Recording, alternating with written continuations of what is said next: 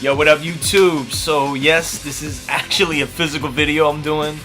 I haven't done one in months, but I got a bit of time to spare, so there's quite a bit to talk about. So here we go. Manny Pacquiao and Brandon Rios fought 2 Saturdays ago, and this was the return of Manny Pacquiao from the devastating knockout loss that he had a year prior from Juan Manuel Marquez. So there's a lot of question marks as to where Manny Pacquiao physically and mentally was at. So I predicted a Manny Pacquiao knockout, and that did not happen, though Manny Pacquiao pretty much dominated the fight against Brandon Rios, who showed that he's a really tough guy to be in there in the ring with. He just lacks the type of skill, and he's not at the level of a Manny Pacquiao. Though he did land some shots on Pacquiao, and according to Pacquiao himself, he said he got hurt.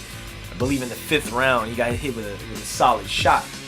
So, again, anytime Manny Pacquiao fights, after the fight, obviously minus the losses he had to Marquez and Bradley, the question mark is always raised as to when and where Manny Pacquiao and Floyd Mayweather will fight. And lo and behold, the question rises again.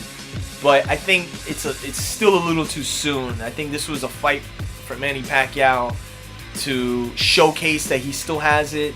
But I think his next fight is really going to be the determining factor as to if Manny Pacquiao can even compete against Floyd Mayweather even today. And as it looks right now, the two options are a Juan Manuel Marquez rematch or a Timothy Bradley rematch. The most sense, or I would say the fight to me that makes the most sense is a Bradley rematch, only because he's beaten Juan Manuel Marquez, and the first Bradley Pacquiao fight is very controversial, and in my opinion, Pacquiao won that fight. So I think it's one of the rare situations where the first fight, at least for me, I wasn't super intrigued, but considering where both guys have gone since their last fight, it does make it for an interesting fight. So we're talking about April, and I'm thinking that Bradley's gonna be the fight, but you know, it could be Marquez, who knows? So stay tuned for that. We're probably gonna find out in the next month or so who Pacquiao's gonna fight next. So I had made a video about the potential fight between Miguel Cotto and Sergio Martinez that was aimed for June 7th. Now, a little bit after I made that video, Golden Boy threw down the gauntlet and had a meeting with Cotto and offered him a whopping $10 million guaranteed with pay-per-view revenue and gate shares to face Canelo Alvarez in March. Now that sent shockwaves, because considering that he came off the meeting Canelo, came off the Floyd Mayweather loss, I was thinking maybe they were going to just bring him back in a little slower, or give him a fight maybe with Carlos Molina, and maybe a rematch or the winner of Lara versus Trout. So this was just really like, okay, well, they really just want to make the money. But as I've heard, and I've been reading the last day or two, Top Rank now has thrown their own gauntlet and have reportedly offered Cotto close to $15 million with pay-per-view revenue share for a June 7th Madison Square Garden date against middleweight champion Sergio Martinez. Now, Cotto, without question, is in the best position of really any fighter in boxing today. Maybe even more so than Pacquiao and Mayweather, because even though both of those guys can pick and choose who they want to fight, they are limited to networks and promotions. Cotto isn't. Cotto can fight on Showtime. Cotto can fight on HBO with Golden Boy, Top Rank, the Bella. It doesn't matter, because he's genuinely a free agent. And in this case, it really comes down to the dollar signs. I think Martinez, if Top Rank is offering him around $15 million guaranteed, like let's just say it's like 13 or 14 million with pay-per-view share, like I don't think Golden Boy can top that, even with Canelo, because the thing with Martinez is, like, at least, you know, there's a title there. There's a history-making fight for Cotto, and if he's gonna be making more money than he would against Canelo, it's a no-brainer. You know, I don't know why he would take the Canelo fight over Martinez. There's more money and there's higher stakes. So Cotto's team is saying that they're not making a decision that quick. But considering that Cotto flew all the way to China, I'm assuming on Top Rank's dollar, to sit at the Pacquiao Rios fight, I'm thinking Cotto may be leaning towards continuing to work with Top Rank for this fight, and it would make sense. A Madison Square Garden date, and they've even said that they've reserved June 7th, both Cotto's team and Top Rank, and they're saying that they're going to extend the seating because I believe it's around 18,000. Like if you go into a fight normally, but they're saying that they're trying to extend the actual seating that can seat up to 23,000, and they're expecting to sell that fight out. And to be honest, man, I would consider going to it. So we're gonna probably find out. I don't think too soon, but I would say if this fight's gonna be set for June, I would say by end of January we should get some type of notification or some a solidified official announcement that, you know, a Cotto versus Martinez fight could happen, or for all we know, Golden Boy can say, yo, well, here's 16 million, which I doubt, but I've seen crazier things, so stay tuned for that. 2 Showtime dates coming back to back, December 7th and December 14th, and I'll just talk about the main fights because, I mean, there's other fights on the card, but I mean, I'll spend an hour here talking about each one of them. But Zab Judah, Paulie Malignaggi at the Barclays Center. Brooklyn, who has the edge in this fight? You know, Malignaggi to me has been a guy who has always showed like he's tough and he can be in there with the best fighters. I mean, he hung in there with a prime Cotto. He's fought Amir Khan. He's fought, you know, just you know, Ricky Hatton, a list of future Hall of Famers and, you know, pound for pound guys. But, you know, it always seems like he comes up on the short end of the stick, and, you know, he's gotten wins over, you know, Baby Bull Diaz and, you know, and Sinchenko. But I just think if I'm gonna pick out of those two, I mean, I'm probably gonna side with Judah. I think he's probably the harder puncher of the two, though, like, maybe at this stage it really doesn't matter.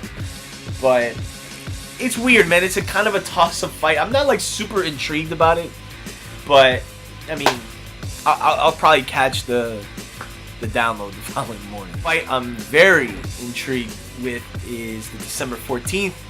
Marcos Maidana, Adrian Broner, WBA welterweight title matchup, which will be on Showtime as well. And this is, to me, going to be Adrian Broner's really first legit test, I'll say.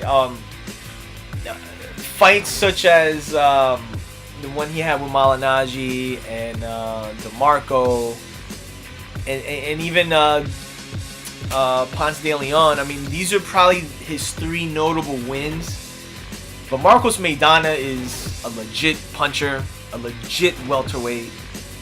Not the fastest guy, not the hardest guy to hit, but his assertiveness and his will really is what carries him through fights, man. I mean, Amir Khan, look, man, he was peppering and beating Maidana to the punch, but as the fight progressed, 5th round, 6th round, 7th round, 8th round, you started to see him press up and press and press. Now, Adrian Broner is being compared heavily to Floyd Mayweather, but I think mostly what people are comparing is just somewhat of the aura and the life and the flashiness. Inside the ring, there's a lot of things that I won't say a lot of things, but there's several things that Broner doesn't do that Floyd Mayweather is a master of. Now, I think with Broner, a little more than Mayweather, he likes to let his shots go. He'll stand there and be stationary and throw, because in his mind, you know, he just believes he's the faster guy in the ring. He's the quicker guy, and I would say maybe in most cases the stronger guy. In this situation, I don't know if that's going to be the case as far as him being the stronger guy. He will be the faster guy. He will be the guy that has better timing and better defense. But even with the defense, I think Broner, even in comparison to Floyd, I mean, and again, it's kind of silly to compare both of these guys because of where they are in their careers right now. But Adrian Broner, I have seen, like, he makes mistakes. You know, I think he's too squared up sometimes, and especially in the fight with Malignaggi, where I think he really could have come out of his shell and really shown the skills that he has. I don't know if it was a situation where he was just really passive, or maybe Malignaggi was getting the better of him. But I think a Maidana fight's a completely different fight. There is a very good possibility that if Maidana lands a shot, that Broner can be hurt. Now, we also heard, you know, these sparring session stories where Errol Spence knocking out Broner in sparring. Now, like, obviously these are rumors, and you know, the folklore with sparring sessions is like, there's been, I mean, I could tell you stories I've heard about Floyd Mayweather and Lamont Peterson and Manny Pacquiao and Amir Khan and Manny Pacquiao and Provodnikov and just Whitaker and Floyd Mayweather when he was a kid. It doesn't always translate to what happens inside the ring, fight night. So, I mean, you have to take it with a grain of salt, but at the same time, it will be interesting to see what happens when a power puncher like Maidana lands on Broner, and I think in this fight he will land. So I think this is why this fight is so intriguing, because I think it can make, in a way, it can make or break Broner, depending how the fight plays out.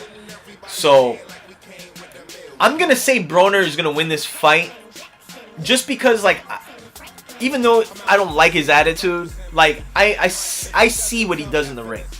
I'm just wondering what happens when he makes the mistakes that I see that he makes on somewhat of a normal basis, how it'll affect him if he gets hit with a solid shot from a real welterweight. So that takes place December 14th, but first, Malignaggi and Judah takes place at Barclays Center, Showtime as well. And that's pretty much it, man. I'll be back with the studio session predictions, obviously, and I'll pop up here and there with a live video. But until then, stay tuned, subscribe, hit the links, and I'll be back soon. Peace.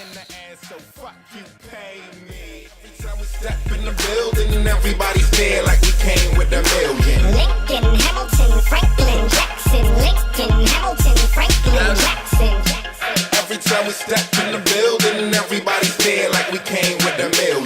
Lincoln, Hamilton, Franklin, Jackson. Lincoln, Hamilton, Franklin, Jackson. I'm getting money, watching out for the fed people. Lincoln, Hamilton, Jackson.